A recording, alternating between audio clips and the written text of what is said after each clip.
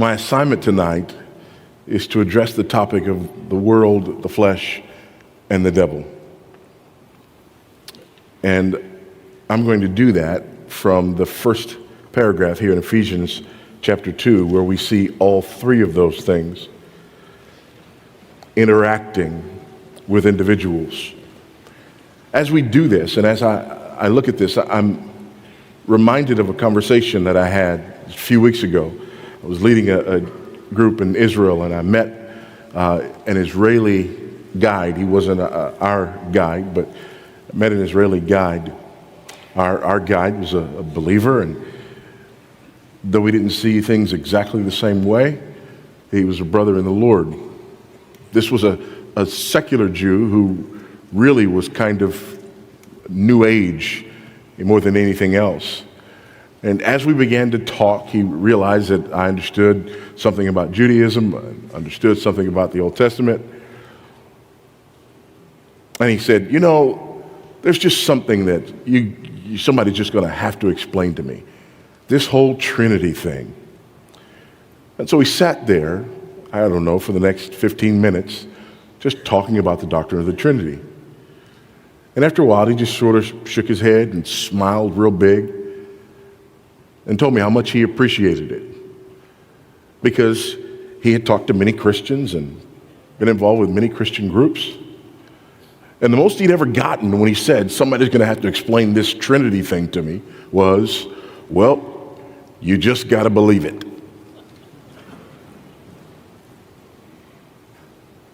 And that's kind of where we've come to. And it's unfortunate because not only do we not even try to grasp or understand or explain the doctrine of the Trinity, but we don't even think in Trinitarian terms. And because we don't think in Trinitarian terms, our faith sort of becomes lopsided. And so we'll either be those who emphasize one person of the Trinity or another and not understand the interrelated nature of the persons of the Trinity, the oneness of the Godhead, and the beauty of the oneness of the Godhead, and the richness that it brings to our understanding of our faith. Well, as I thought about this issue of the world, the flesh, and the devil, I realized that just like we tend to be lopsided when it comes to the Trinitarian nature of our faith, we also tend to be lopsided in terms of our understanding of these three influences. Some of us view the world as the only problem or the main problem. And as a result of that, we think that our greatest need is to somehow just get away from the world. We have this kind of Amish mentality. If we just don't touch the things of the world, if we just don't wear clothes like the world and drive the cars like the world and use the appliances of the world, then somehow that will make us safe. And then we are left with the flesh and the devil.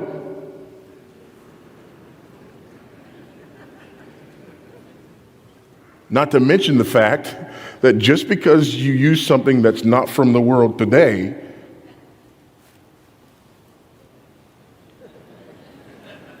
how many of y'all realize that the stuff that you use from the world yesterday was still from the world?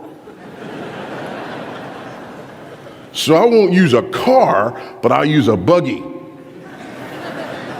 Because back in the days of the buggy, that wasn't the world.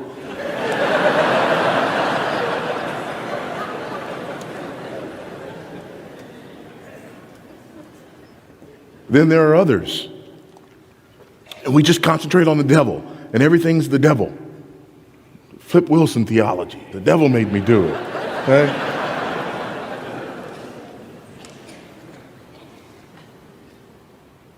And all we do is we look for the devil everywhere.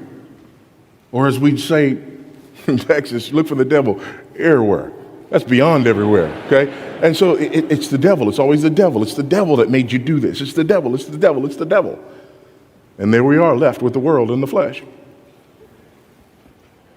And then there's others. And we think that the only problem is our flesh. And that brings with it its own set of difficulties. But there is a broader problem with a lack of understanding of these three things and how they work together. And the broader problem is this: unless we understand this interplay between the world and the flesh and the devil, we do not understand the sinfulness of our sin. We do not understand the radical nature of our depravity unless we understand that we are hemmed in on every side, that it's not just one issue, but it's everything around us and everything about us. And there are many of us who have lost an understanding of the radical nature of our sinfulness. And as a result, we've lost an understanding of the radical nature of the sinfulness of those around us as well. And so this impacts and affects even our approach to evangelism and our approach to apologetics. If their problem is just the world, then I just need to try to get them away from the world. If the problem is just the devil, I just need to get them to be aware of the devil. If the problem is just the flesh, then I just need to get them to change some habits. But if they're hemmed in on every side,